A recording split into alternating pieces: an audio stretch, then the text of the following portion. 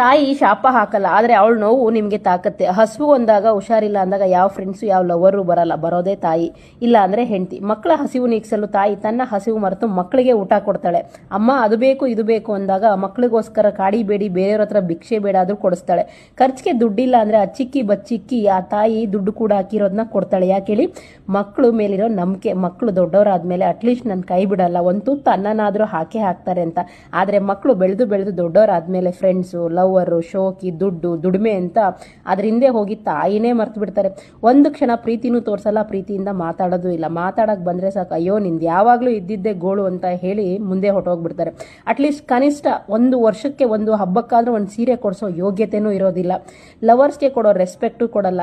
At least ತಾಯಿಗೆ ಚೆನ್ನಾಗಿದೆಯಾ, ಊಟ ಮಾಡ್ದ ಅಂತ ಕೇಳೋ ಅಂತ ಒಂದು ಮಾತು ಮಮತೆ ಕೂಡ ಇರೋದಿಲ್ಲ.